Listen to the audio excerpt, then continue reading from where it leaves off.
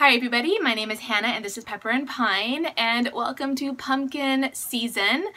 Today I'm joining a collaboration started by Rachel over at Rachel at Day to Day Joys, so do be sure to check out that playlist at the end of this video. That link is also in the description box below. Today I am sharing my pumpkin inspired craft. It's great for kids of all ages, but because it uses a very sharp needle, I recommend that you supervise your child or you wait till they are maybe about 8 to 10 years old. Now, we're going to be doing a felting project, and typically in a Waldorf curriculum this would not be done with really young children. It's a sharp needle and it's a bit of an aggressive art form actually, but if you choose to do this, which my 6-year-old follows in suit with whatever I'm doing, and she did one which turned out fantastic. I'm going to show that to you at the end of this video, but I would just recommend that you supervise because that needle is really sharp. Alright, so let me take you over to the table. I'm going to show you how to do this project. So first up, I'm going to show you some of the pumpkins that I already felted. Now these are quite small, and I had wanted to make a really tiny one to fit on top of our peg dolls and our finger puppets, kind of like a hat, but it didn't kind of work out the way I expected, so we're just going to keep those as part of the bunch that we are making today. We also have some wool that's going to be the interior of the pumpkin, as well as this beautiful orange and this kind of rusty orange. This is merino wool top, and the merino wool top is very soft, whereas this other one is a little bit coarser. Then I also have some green for the stem. So for this project, you're also going to need a couple of supplies. This is a foam pad that you can pick up from the craft store. I also have some felting needles, and these are special needles. They have a barbed tip that really pulls the wool into itself and kind of keeps it in place. It's also very sharp, and they are prone to break on occasion, so do have a foam mat to work on, because if you don't and you accidentally hit it on the table or a book or something else, it could break the tip. Alright, so this is probably the easiest felting project you'll ever do. It is very easy and it's very satisfying. You end up with really great results. Now, I'm a pretty newbie to felting, and this was the very first project I ever did years ago. And since then, I've done other projects, but nothing has ever been as easy as a pumpkin. So you saw that I didn't have very much wool. It kind of looked like a lot, but it really wasn't. It's very mushy. It's not dense at all. Now, you could do this a variety of ways, but the way that I learned and the way that I mostly do it is to keep them like very full and very squishy, I guess. Maybe that's not the right word, but they're not dense at all. And you could do either way. You could felt this down until it was a little bit harder.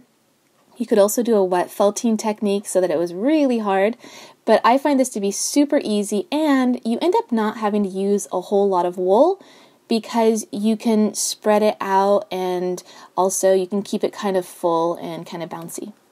So I've used this coarser wool, and I'm just going to kind of wrap it around. And it's really important that you be mindful of where you are actually poking the wool, because as soon as you start to needle felt, it's going to start to shape your project. So you don't want to just be haphazard about where you're poking your wool at this point.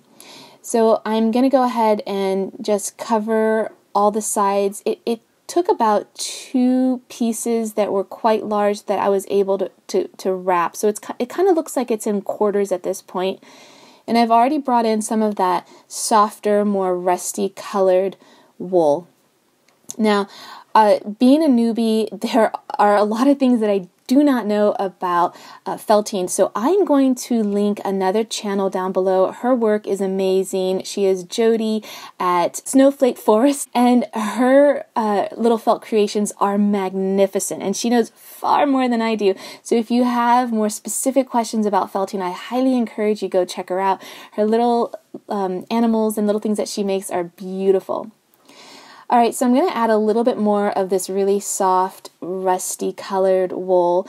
All of these supplies are from A Child's Dream, except for my foam mat, and actually the wool that's on the inside of the pumpkin, I actually bought that years ago from a company that didn't have any online presence at all, just a phone number. So I'm going to try to find that info and see if they still sell their wool, because it was a fantastic deal. All right, so this is mostly done. You can see that it already looks like a pumpkin, but we're going to do one more thing to kind of really give it shape, and that's we're going to be really specific about where we are needle felting in order to give this pumpkin some sections. So you can see that I'm going back and forth from the bottom of the pumpkin all the way to the top, and I am just needle felting in kind of one little line, and then you can kind of see how that pulls the felt in on the sides, and it kind of leaves it more bulging in the middle, and it kind of gives it those iconic sections of a pumpkin. So I'm going to just do a little bit more here, but it's pretty much done. I think it probably would have been better if I had gone back and forth like in proper quarters and eighths, but I just started on one side and just did little sections, so some are larger and some are smaller, but in the end you can definitely tell that it's a pumpkin. So this is the finishing touch, and that's just to add a bit of a stem or a little spiral or leaves or whatever you're into. It at this point doesn't have to be terribly specific. It just needs a little bit of greenery on top. So again, I'm using that really soft merino wool top, and I'm just going to needle felt that very gently inside. And what I forgot to mention was that you want a little bit of the other colors to kind of show through. You can see, especially on my two smaller ones, you can see a little bit of that white coming through. You kind of want that. It gives it a bit of more of a realistic look. You don't want it too solid. So by mixing some colors together and letting that white show through, it gives it a more realistic look. So that's what they look like on our nature table. My kids really love them. They like to move them around and use them as part of their little scenes with their little peg dolls. I have a lot of tutorials on those peg dolls, and I'm going to link a few of them down below because they're so fun to make, and they really are a charming little toy for children. And that is the one that my daughter made. She did a great job with her pumpkin. Okay, so don't forget to check out the other channels who are participating in this pumpkin collaboration. You're sure to find a ton of really great fall activities and ideas. And if you want to see some of the other projects that we're working on a daily basis, don't forget that you can find me on Instagram at Pepper and Pine.